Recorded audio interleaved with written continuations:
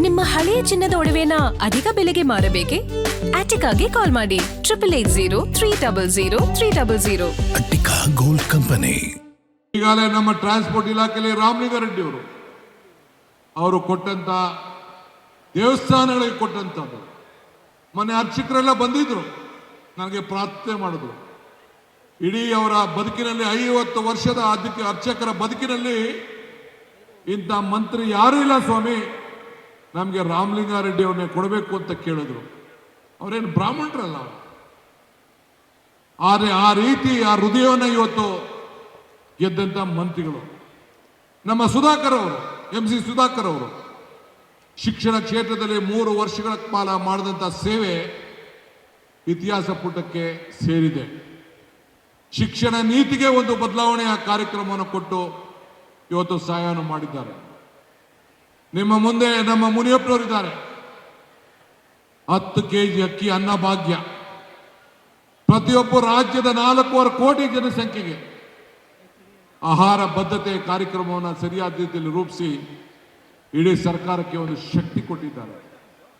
ನಮ್ಮ ಆರೋಗ್ಯ ಸಚಿವರಾಗಿರುವಂತಹ ಸ್ಪೀಕರ್ ಅವರು ಇಡೀ ದೇಶಕ್ಕೆ ಒಂದು ಮಾದರಿ ಸ್ಪೀಕರ್ ಅಂತ ಹೇಳಿ ಅವರ ಹೆಸರನ್ನ ಪಡ್ಕೊಂಡದ್ದು ತಾವೆಲ್ಲ ಈಗ ಗಮನಿಸಿದ್ದೀರಿ. ಇವೆಲ್ಲ ನವರತ್ನಗಳು ಇವತ್ತು, ನಮ್ಮ ಸರ್ಕಾರದ ನವರತ್ನಗಳು ಇವತ್ತು. ನಾನು ಒಬ್ಬನೇ ಆಗಲಿ, ಸಿದ್ದರಾಮಯ್ಯನವರಾಗಲಿ ಇಬ್ಬರು ಅಲ್ಲ.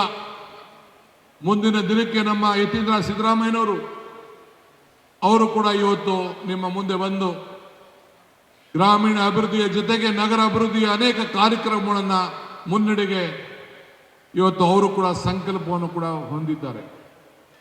ಜೊತೆಗೆ ಈ ಜಿಲ್ಲೆಯ ಎಲ್ಲ ಶಾಸಕರು ಕೂಡ, ನಮ್ಮ ಪಕ್ಷದ ಎಲ್ಲ ಶಾಸಕರು ಆಧಾರ ಸ್ತಂಭ. ಇವತ್ತು ಎಲ್ಲರೂ ಕೂಡ ನಾನು ಮನವಿ ಮಾಡ್ತೇನೆ, ಒಗ್ಗಟ್ಟಿನಲ್ಲಿ ಬಲ ಇದೆ, ಜೊತೆಯಲ್ಲಿ ಬಲವಿದೆ. ಮಂತ್ರಿ ಮಂಡಲದಲ್ಲಿ ಈ ಜಿಲ್ಲೆಗೆ ಸ್ಥಾನ ಕೊಡ್ಲಿಕ್ಕೆ ಆಗಿಲ್ಲ, ಅನೇಕ ಕಾರಣಕ್ಕಾಗ್ತಿದೆ.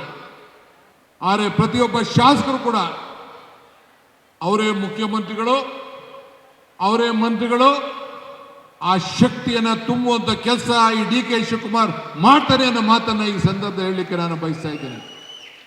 ಇದು ನನ್ನ ಕರ್ತವ್ಯ. ಇಡೀ ಕರ್ನಾಟಕದ ಹೆಸರು ವಿಶ್ವದಲ್ಲಿ ಇವತ್ತು ಬೆಳಗ್ತಾ ಇದೆ. ನಾನು ಪ್ರಧಾನಮಂತ್ರಿಗಳಿಗೆ ಹೇಳಿದೆ ಮೈಸೂರಿನಲ್ಲಿ, ವಿವೇಕಾನಂದ ಅವರು ಹೇಳ್ತಾರೆ, ಅಧಿಕಾರ ಇಲ್ಲದೆ ಹೋದಾಗ ಕಷ್ಟ ಕಾಲದಲ್ಲಿ ಬಿ ಬೋಲ್ಡ್ ಹಾರ್ಟೆಡ್, ಅಧಿಕಾರ ಬಂದಾಗ ಈ ಹೃದಯ ಶ್ರೀಮಂತಿಕೆ ಇರಬೇಕು, ಕರ್ನಾಟಕದ ಮೇಲೆ ನೀವು ಹೃದಯ ಶ್ರೀಮಂತಿಕೆಯನ್ನು ತೋರಿಸಬೇಕು ಅಂತ ಹೇಳಿ ಅವ್ರಿಗೆ ನಾನು ಮನವಿಯನ್ನು ಮಾಡಿದೆ. ಇಡೀ ಜನ ಹೇಳಿದ್ರು ಒಳ್ಳೆ ತೀರ್ಮಾನವನ್ನು ನೀನು ಮಾಡಿದಿ ಅಂತೇಳಿ. ಇವತ್ತು ಪ್ರಗತಿಗೆ ನಾವು ಗೌರವನ ಕೊಡ್ತಾ ಇದ್ದೇವೆ. ಜಲ ಜೀವನದ ಒಂದು, ಜೀವಕ್ಕೆ ಒಂದು ನೆಮ್ಮದಿ. ನೀರಿಲ್ಲದೆ ಬದುಕಿಲ್ಲ. ಇವತ್ತು ಕೋಲಾರ ಜಿಲ್ಲೆ, ಚಿಕ್ಕಬಳ್ಳಾಪುರ ಜಿಲ್ಲೆಯವರು ಏನು ನೀರಿಲ್ಲದೆ ತಾವು ಕಷ್ಟವನ್ನು ಅನುಭವಿಸಿದ್ದೀರಿ, ಅದಕ್ಕೆ ವಿವಿಧ ರೀತಿಯ ಕಾರ್ಯಕ್ರಮವನ್ನು ರೂಪಿಸ್ತಾ ಇದ್ದೇವೆ.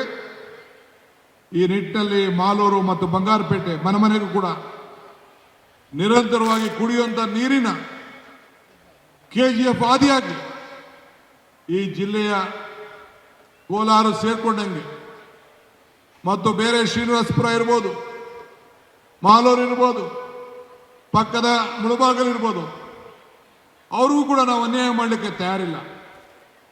ನಾವೆಲ್ಲ ಒಗ್ಗಟ್ಟಿನಿಂದ ಈ ಶಾಸಕರ ಜವಾಬ್ದಾರಿಯನ್ನು ಸೇರಿಕೊಂಡು ಒಟ್ಟು ಕೆಲಸವನ್ನು ಮಾಡ್ಕೊಂಡು ನಾವು ಹೋಗ್ತೇವೆ. ಮುಂದಿನ ದಿನದಲ್ಲಿ ಅನೇಕ ಕಾರ್ಯಕ್ರಮ ರೂಪಿಸ್ತಾ ಇದ್ದೇವೆ. ಮತ್ತೊಂದು, ನಿಮ್ಮ ಮನೆ ಬಾಗಿಲಿಗೆ ಸರ್ಕಾರ ಬರಲಿದೆ.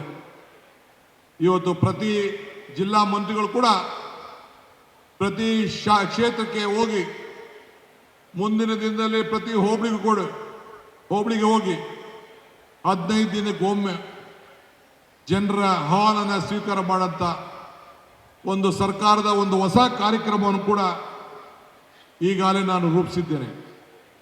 ಶಾಸಕರು ಕೂಡ ಕಂಪಲ್ಸರಿ ಆಗಿ ಈ ಒಂದು ಪ್ರತಿಯೊಂದು ಪಂಚಾಯತಿಗೂ ಕೂಡ ಹೋಗಿ ಎಲ್ಲ ಅಧಿಕಾರಿಗಳನ್ನ ಕರ್ಕೊಂಡೋಗಿ ಜನರ ಸಮಸ್ಯೆಯನ್ನು ಆಲಿಸಬೇಕು. ಇದಕ್ಕೊಂದು ಪ್ರಜಾಸೇವೆ ಇಲಾಖೆ ಅಂತೇಳಿ ಹೊಸ ಕಾರ್ಯಕ್ರಮವನ್ನು ಕೂಡ ಇವತ್ತು ನಾವು ರೂಪಿಸಿದ್ದೇವೆ. ಇವೆಲ್ಲ ಕೂಡ ಮುಂದಿನ ದಿನಗಳಲ್ಲಿ ನಿಮ್ಮ ಮೇಲೆ ಏನು ಒಂದು ವಿಶ್ವಾಸ ಇಟ್ಟಿದ್ದೇವೆ, ನಂಬಿಕೆ ಇಟ್ಟಿದ್ದೇವೆ, ಅದಕ್ಕೆಲ್ಲ ಒಂದು ದೊಡ್ಡ ಶಕ್ತಿ ತುಂಬುವಂಥ ಕೆಲಸವನ್ನು ನಾವು ಮಾಡ್ತೇವೆ. ನನ್ನ ಮಿತ್ರ ಮತ್ತು ನನ್ನ ಸೋದರ ಸಮಾನಾದಂಥ ನಮ್ಮ ನಂಜೇಗೌಡರು ಅವರ ಜೊತೆಯಲ್ಲಿ ಎಲ್ಲ ಕಾರ್ಯಕರ್ತರು, ಮತದಾರರು ನಿಮ್ಮ ಕೈಯನ್ನು ಬಲಪಡಿಸುವಂಥ ಕೆಲಸ ಈ ಸರ್ಕಾರ ಮಾಡ್ತದೆ. ಅವರು ಕೂಡ ಉತ್ತಮವಾದಂಥ ಕೆಲಸ ಮಾಡಿದ್ದಾರೆ. ಈ ಕಾರ್ಯಕ್ರಮಕ್ಕೆ ದುಡಿದಂಥ ಎಲ್ಲ ಕಾರ್ಯಕರ್ತರಿಗೆ, ಅಧಿಕಾರಿಗಳು ಕೂಡ ನಾನು ಈ ಸಂದರ್ಭದಲ್ಲಿ ಅಭಿನಂದಿಸಿ ತಮ್ಮೆಲ್ಲರೂ ಕೂಡ ಶುಭವನ್ನು ಹಾರೈಸಿ ಮುಂದೆ 10-15 ದಿನಗಳ ಕಾಲ ವಿಧಾನಸೌಧ ಇರ್ತದೆ.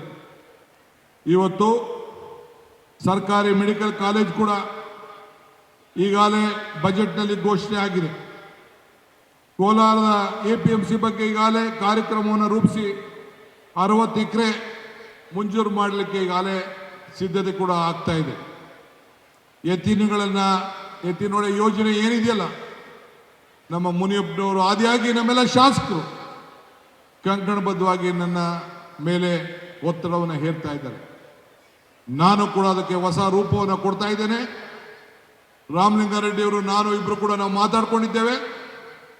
ನೀರನ್ನು ಹರಿಸಬೇಕಾದ್ದು, ತುಂಬಿಸ್ಬೇಕಾದ್ದು, ಬರೀ 30 ದಿನದಲ್ಲಿ ನೀರನ್ನು ಕೆರೆಗಳನ್ನು ತುಂಬಿಸುವಂತ ಏನು ಈ ಕಾರ್ಯಕ್ರಮ ಇದೆಯಲ್ಲ, ಅದು ಕೂಡ ಇದನ್ನ ಮುಂದುವರಿತದೆ.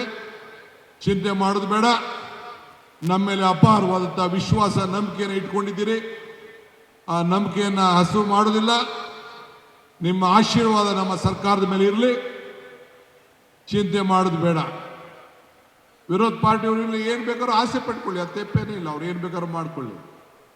ನಮಗೂ ನಿಮಗೂ ಇರುವಂಥ ಸಂಬಂಧ ಭಕ್ತಂಗೂ ಭಗವಂತನಿಗೂ ಇರುವಂಥ ಸಂಬಂಧ. ಇಂಥ ಒಂದು ದೇವಾಲಯ ಸ್ವರೂಪದಲ್ಲಿ ಕೂತ್ಕೊಂಡು ನೀವೆಲ್ಲ ನಮ್ಗೆ ಆಶೀರ್ವಾದ ಮಾಡಲಿಕ್ಕೆ ಇಷ್ಟು ದೊಡ್ಡ ಸಂಖ್ಯೆಯಲ್ಲಿ ಬಂದಿದ್ದೀರಿ. ನಿಮ್ಮೆಲ್ಲರ ಪಾದಗಳಿಗೆ ನನ್ನ ಸಾಕ್ಷಾಂಗ ನಮಸ್ಕಾರಗಳನ್ನು ಹೇಳಿ, ಸದಾ ನಾವು ನೀವೆಲ್ಲ ಒಟ್ಟಿಗೆ ಸೇರಿ ಈ ರಾಜ್ಯವನ್ನು ಅಭಿವೃದ್ಧಿ ಮಾಡೋಣ, ಈ ಜಿಲ್ಲೆ, ಈ ಕ್ಷೇತ್ರವನ್ನು ಅಭಿವೃದ್ಧಿ ಮಾಡೋಣ ಅಂತ ಹೇಳಿ ಇನ್ನು ಅನೇಕ ವಿಧಾನ ಪರಿಷತ್ತಿನ ಸದಸ್ಯರು ಕೂಡ ಈ ಜಿಲ್ಲೆಯವರು, ಅನಿಲ್ ಕುಮಾರ್, ಶ್ರೀನಿವಾಸ್ ಆದಿಯಾಗಿ ಅವರೆಲ್ಲರೂ ಕೂಡ ಇದ್ದಾರೆ. ನಮ್ಮ ಮಂಜು ಕೋಲಾರ ಶಾಸಕರು ಆದಿಯಾಗಿ, ಮುಳಬಾಗಿಲು ಶಾಸಕರು ಆದಿಯಾಗಿ ಎಲ್ಲರೂ ಕೂಡ, ಶ್ರೀನಿವಾಸಪುರ ಶಾಸಕರೆಲ್ಲ ಕೂಡ ಇದ್ದಾರೆ. ನಾವೆಲ್ಲ ಒಟ್ಟಿಗೆ ಸೇರಿ ಕೆಲಸವನ್ನು ಮಾಡ್ಕೊಂಡು ನಾವು ಹೋಗ್ತೇವೆ ಅನ್ನೋ ಮಾತನ್ನು ಹೇಳಿ ತಮ್ಮ ಆಶೀರ್ವಾದ ಇರಲಿ. ಮುನಿಯಪ್ಪನವರು ನಿಮ್ಮಿಂದ ದೂರ ಹೋಗಿಲ್ಲ. ಯಾವಾಗಲೂ ಕೂಡ ಕೋಲಾರ ಜನತೆಯ ಬದುಕಿನ ಬಗ್ಗೆ ಚಿಂತೆ ಮಾಡ್ತಾ ಇದ್ದಾರೆ. ಅವರು ಕೂಡ ನಿಮಗೆ 7 ಬಾರಿ ನಿಮ್ಮನ್ನು ಪ್ರತಿನಿಧಿಸಿದ್ದಾರೆ. ಅವರು ಕೂಡ ನಮ್ಮ ಜೊತೆಯಲ್ಲಿ, ಸರ್ಕಾರ ಜೊತೆಯಲ್ಲಿ ಕೈ ಜೋಡಿಸಿದ್ದಾರೆ. ನಾವೆಲ್ಲ ಒಟ್ಟಿಗೆ ನಿಮ್ಮ ಸೇವೆಯನ್ನು ಮಾಡ್ತೇವೆ. ನಿಮ್ಮ ಆಶೀರ್ವಾದ ಸದಾ ಇರಲಿ. ನಂಜೇಗೌಡರಿಗೆ ಅಭಿನಂದನೆ ಹೇಳಿ ನನ್ನ ಮಾತನ್ನು ಮುಗಿಸ್ತೇನೆ. ಜೈ ಹಿಂದ್, ಜೈ ಕರ್ನಾಟಕ. ಎಲ್ಲರಿಗೂ ನಮಸ್ಕಾರ. ಗ್ಯಾರಂಟಿ ನ್ಯೂಸ್, ಸುದ್ದಿ ಖಚಿತ, ನ್ಯಾಯ ನಿಶ್ಚಿತ.